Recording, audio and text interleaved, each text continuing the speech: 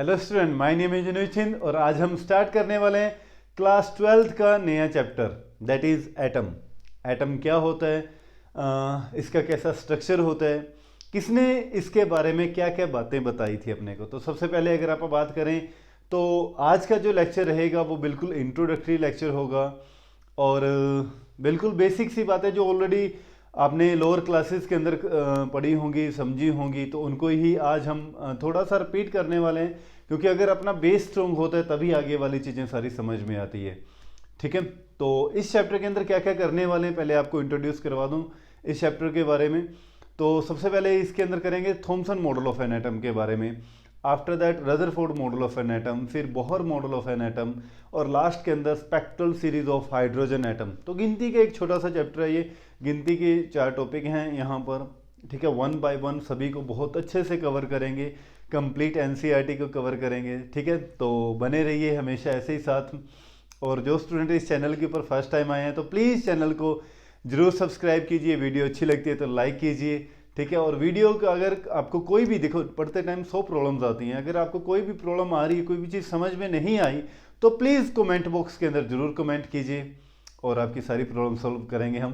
ठीक है, तो थैंक यू सो मच ऐसे ही सपोर्ट करने के लिए।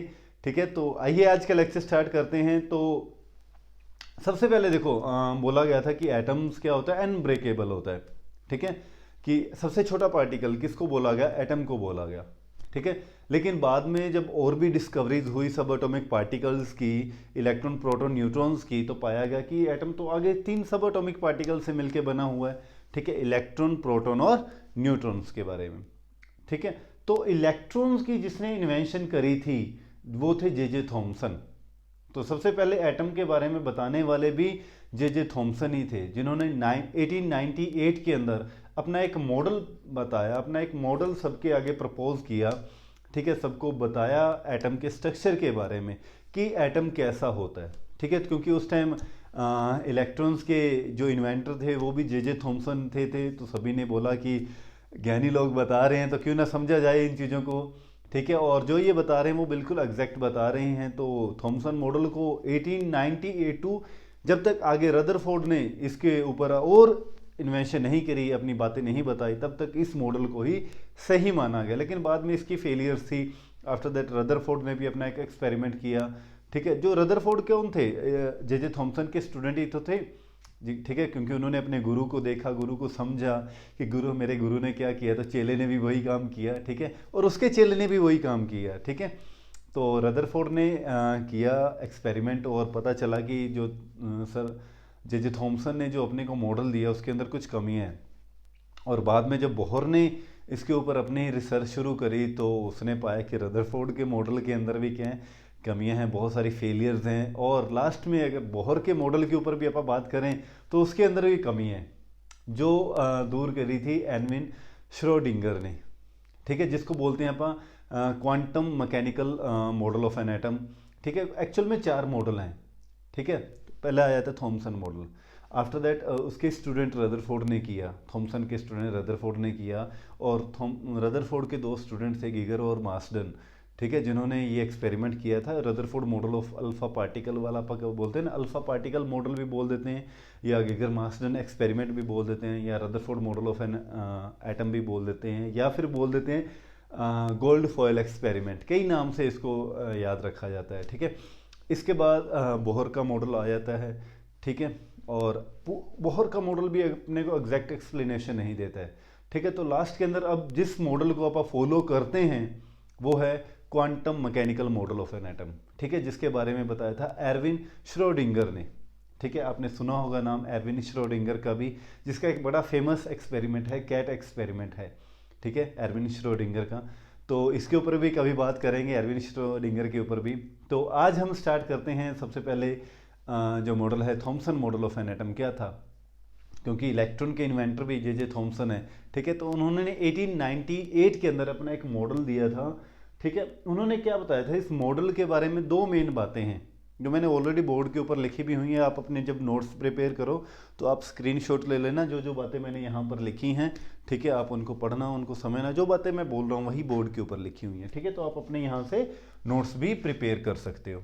ठीक है, तो उन्होंने क्या बोला था कि जो ये एटम है, एटम है वो एक तो इलेक्ट्रिकली न्यूट्रल है, क्योंकि उस टाइम पता चल चुका था कि इलेक्ट्रॉन्स जो है इलेक्ट्रिकली न्यूट्रल है।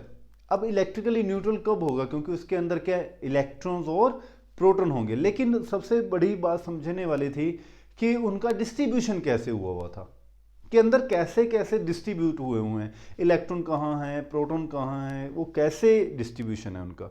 तो इसके बारे में थॉमसन ने अपने को बातें बताई थी। उन्होंने क्या बोला था कि जैसे ये एटम है, एटम के अंदर कंप्लीटली एक सॉलिड स्फीयर है, और वो सॉलिड स्फीयर पॉजिटिव चार्ज है सारा, ठीक है। उस पॉजिटिव चार्ज के अंदर इलेक्ट्रॉन्स ऐसे बिखरे हुए हैं जैसे एक वाटरमेलन के अंदर उसके सीड, जैसे एक पुडिंग के अंदर प्लम्स होते हैं, ठीक है। जैसे क्या होते हैं, आप वाटरमेलन देखते हैं ना बेटे, तो वाटरमेलन के अंदर जैसे आप अगर वाटरमेलन को कट कर दें तो उसके अंदर क्या होते हैं, सीड होते हैं, और उसका जो रेड वाला पोर्शन होता है वाटरमेलन का, रेड वाला पोर्शन, ठीक है, वो सारा क्या चीज़ है, पॉजिटिव चार्ज है, और जो सीड है वो सारे क्या नेगेटिव चार्ज है। मान लो अगर ये एक वाटरमेलन है, तो वाटरमेलन का ये वाला जो रेड वाला पोर्शन है सारा, ये क्या पॉजिटिव चार्ज स्फीयर है, जो कि ठीक है, और बीच में जो ये सीड हैं ये क्या चीज़ है, नेगेटिवली चार्ज पार्टिकल हैं, जिनको इलेक्ट्रॉन बोला गया।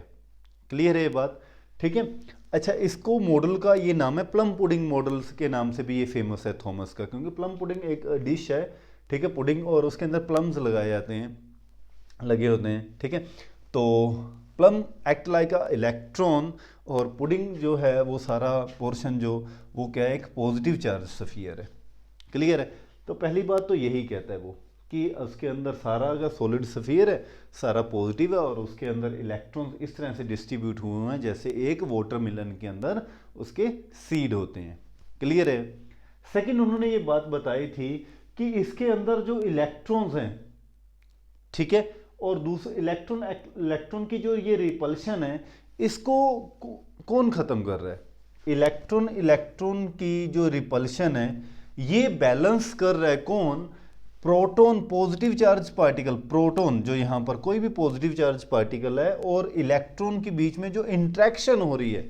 देखो, पॉजिटिव चार्ज है यहां पर, और ये नेगेटिव, पॉजिटिव नेगेटिव को अपनी तरफ अट्रैक्ट कर रहा है, नेगेटिव नेगेटिव को अपनी तरफ क्या कर रहा है, एक दूसरे से क्या कर रहे हैं, ये रिपेल कर रहे हैं।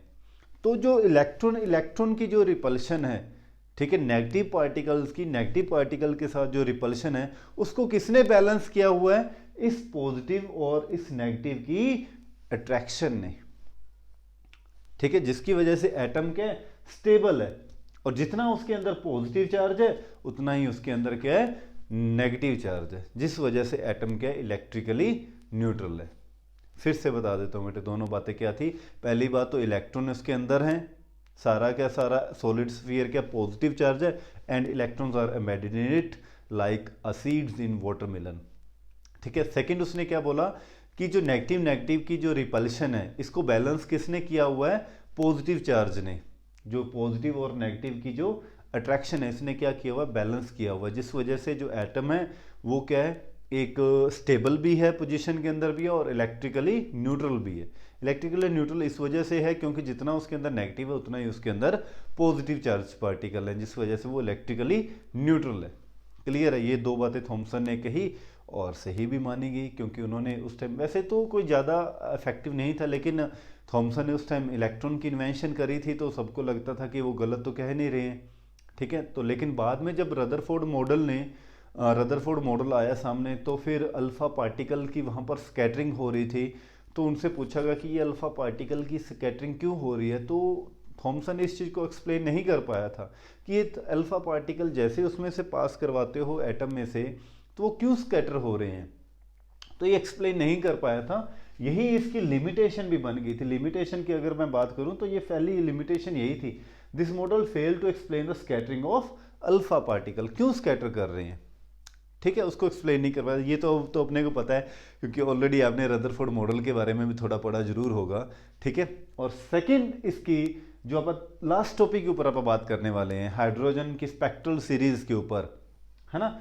तो उस चीज को भी एक्सप्लेन नहीं कर पाया था कि it could not explain the origin of spectral lines observe in the spectrum of hydrogen and other atom का, जब ये स्पेक्ट्रल लाइंस अपने को जो फॉर्म हुई, जिनके ऊपर आप बात करेंगे, लास्ट अपना लेक्चर इसी के ऊपर ही होगा, इन सारी चीज़ों को भी ये थॉमसन एक्सप्लेन नहीं कर पाए थे, तो ये लिमिट बन जाती है Thompson model of an atom की। तो नेक्स्ट लेक्चर के अंदर लेके आएंगे Rutherford model of an atom, और क्या लिमिटेशन थी, क्या क्लोजेस्ट अप्रोच क्या होता है, इम्पैक्ट पैरामीटर क्या होता है, कंप्लीट लेक्चर रदरफोर्ड मॉडल के ऊपर। तो थैंक यू सो मच ऐसे ही सपोर्ट करने के लिए। वीडियो अगर अच्छी लगी है तो प्लीज़ लाइक कीजिए, शेयर कीजिए। अगर कोई भी पार्ट आपको समझ में नहीं आया तो प्लीज़ कमेंट बॉक्स के अंदर ज़रूर कमेंट कीजिए। और सबसे इम्पोर्टेंट थिंग जो मैं हर लेक्चर में बोलता हूँ, अपना ध्यान रखिए। जय हिंद।